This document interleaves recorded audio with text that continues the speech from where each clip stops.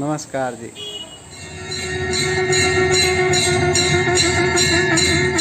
मैं पंडित जी के पास आया हूँ, मनसा देवी मंदिर। ये पंडित जी विद्वान हैं, इसमें कोई दो राय नहीं। और विद्वता जो है, अगर मस्तिष्क तक सीमित रह जाती है तो मेरे समझ में वो विद्वता नहीं है। क्योंकि मस्तिष्क तो मुर्दे के पास भी है, मस्तिष्क तो अहंकार में भी है, हर जगह है, हर जगह। मस्तिष्क एक कीट पतंगे के अंदर भी है, पत्थर के नीचे कीड़ा रहने वाला उसके अंदर भी है। परंतु जो विद्वता पंडित जी ने पाई है, उसको उन्होंने जीवन में भी उतारा है। आज मैं उनसे एक क्वेश्चन लेके आया हूँ। मेरा प्रश्न है कि भगवान शिव ने चंद्रमा को क्यों धारण किया? जी हाँ, भगवान शिव ने चंद्रमा को क्यों धारण किया? जानते हैं पंडित जी से, मिलते हैं पंडित जी से। महान भाव, मेरे से दूसरा सवाल किया गया कि भगवान भोलेनाथ की माथे पे चंद्रमा भोलेनाथ ने क्यों धारण किया। कहते हैं दक्ष प्रजापति की 28 पुत्रियां थी। अच्छा जी।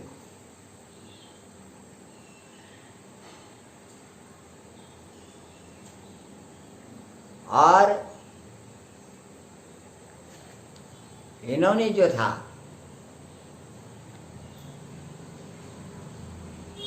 जो कि चंद्रमा को दी हुई थी।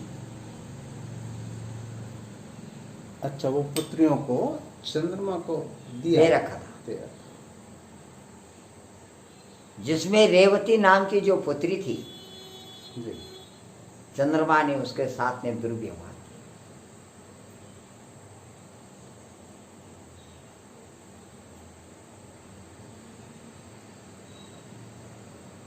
जब प्रजापति को पता लगा कि मेरी पुत्री रेवती के साथ में चंद्रमा ने दुर्व्यवहार और बेटियों के साथ अच्छा व्यवहार है, अब बेटियां कौन सी है? जो 27-28 नक्षत्र हैं वही बेटियां हैं। अश्विनी, भरणी, कृतिका, रोहिणी, मृगशिरा, आर्द्रा, अश्लेखा, ये जितनी भी हैं ये बेटियां हैं।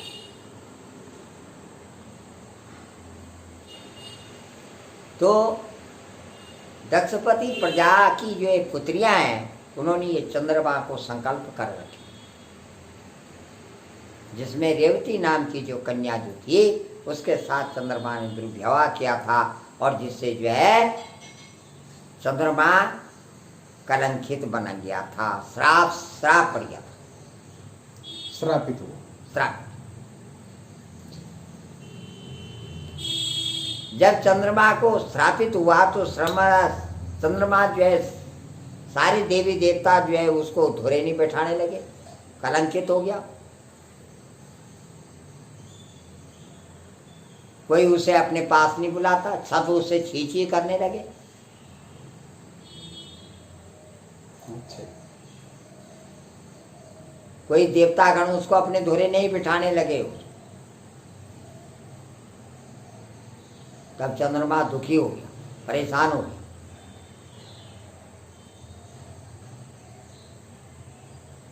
तब उसने इतना हो गया कि उससे कोई उसको देखना ही नहीं चाहता था, चंद्रदेव को। हाँ। और सब उसको थू थू और छी छी करते। तब उसने भोलेनाथ की आराधना करी, भोलेनाथ के शरणागत गया। अब भोलेनाथ ने कहा भाई प्रसन्न हुए, उन्होंने आराधना करी, प्रभु की आराधना करी, तप किया, आराधना करी, भोलेनाथ ने कहा देखो मैं शराब को तो मुक्त नहीं कर सकता तुम्हें शराब से, लेकिन एक काम कर सकता हूं, मैं चंद्रमा में अपने माथे में धारण रखूंगा तो तुम सब लोग तुम्हारी मानता करेंगे। क्या बोलेगी, क्या बोलेगी। तो मैं ये आपको ये सवाल का सूत्र आपको दे रहा हूं, इसमें कोई त्रुटि हो तो मुझे भी क्षमा करना। अरविंद से थोड़ा बहुत गा दें। हरिओम। यही सृष्टि करो भगवन, बड़ा सुंदर नजारा है। यही सृष्टि करो भगवन, बड़ा सुंदर नजारा है। कहीं माल रात, कहीं माल राज पर्वत है, कहीं गंगा की धारा है। यही सृष्टि करो भगवन, बड़ा सुंदर नजारा है। लदेख पेड़ फालों से सजे हैं बाग फूलों से, कहीं बेला भगवन, बड़ा सुंदर नजारा है। कहीं माले राज पर्वत है, कहीं गंगा की धारा है। लदेख पेड़ फालों से सजे हैं बाग फूलों से, कहीं बेला कहीं चंपा, कहीं पे गुल खजारा है। यही सृष्टि करो भगवन, बड़ा सुंदर नजारा है। अमृत दूध गायों का उसे पूजा में लाते हैं, मगर वह भी नहीं शुद्ध है, उसे बछड़े ने झाड़ा है। यही सृष्टि करो भगवन, बड़ा सुंदर नजारा है। जी का बहुत बहुत धन्यवाद, शुक्रिया, मेहरबानी। हे महानुभाव, धन्यवाद इस मात परम्बा का है, जो जिस मोड़ पे जिस भाव को भेजती है, जिस मोड़ पे जिस तोड़ को देती है, उसी मोड़ पे उसको भेज रही है। धन्यवाद उस माँ परम्बा को है, इस जगत जननी को, मेरी माँ मनसा को है, जो मेरे पीछे खड़ी होकर के मेरे अंदर विराजमान होकर के बोल रही है, मेरा नहीं, मैं तो नाशवान प्राणी हूं। कभी मेरे अंदर अहंकार भी आ सकता है, कभी कुछ भी हो सकता है, लेकिन धन्यवाद उस जगत जननी को है। कहते हैं कुपुत्र हो सकता है पर कुमाता नहीं हो सकती। जी बहुत कुपुत्रो जायेता क्वचिदपि कुमाता न भवति। अच्छा। कुपुत्र हो सकता है लेकिन कुमाता नहीं हो सकती। धन्यवाद मेरी जगदम्बा परम्बा इस मनसा को है, जिसके चरणों का मैं दास हूँ, जिसके चरणों का मैं सेवक हूँ। आपके तो समय समय पे चमत्कार होते रहे हैं, माँ जगदम्बा ने करते रहे हैं, और आप इनकी जो आस्था है निरर्थक तो नहीं है, खैर ये तो देखने को मिलता है। आपके अंदर जो चेतना है वो संपूर्ण तरीके से है।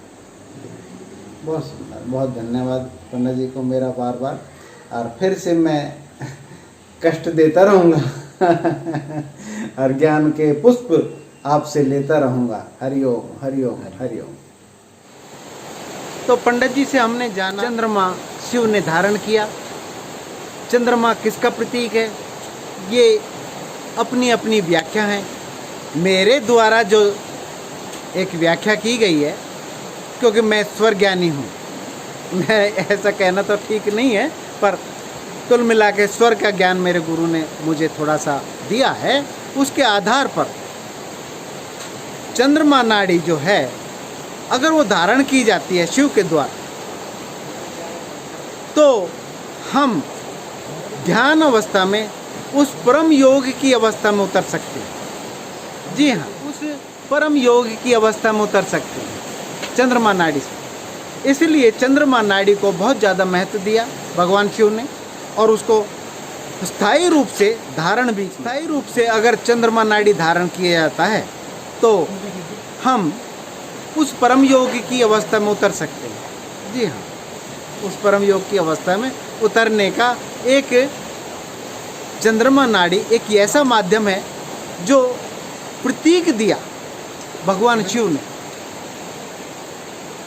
प्रतीक के रूप में उन्होंने अपने शीश पे धारण किया। कथाएं तो देखो अलग अलग हैं, सब अलग अलग हैं, सब अपने अपने सिस्टम से।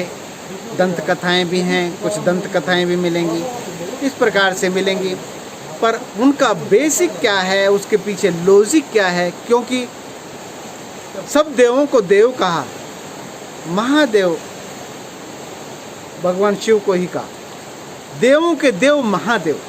वो बिना कारण बिना लॉजिक कुछ भी धारण नहीं करेंगे। तो चंद्रमा धारण करने का पीछे एक ही है कि चंद्रमा नाड़ी में अगर ध्यान अवस्था में उतरते हैं तब हम ज्ञान को प्राप्त हो सकते हैं। इसी प्रकार से शिव की जटा से जो गंगा जी निकली हैं, उसी गंगा का जो नाड़ी हमारी गंगा जमुना सरस्वती 3 नाड़ी हैं हमारी। 3 नाड़ी हमारी भ्रिकुटी में आकर मिलती हैं त्रिवेणी में।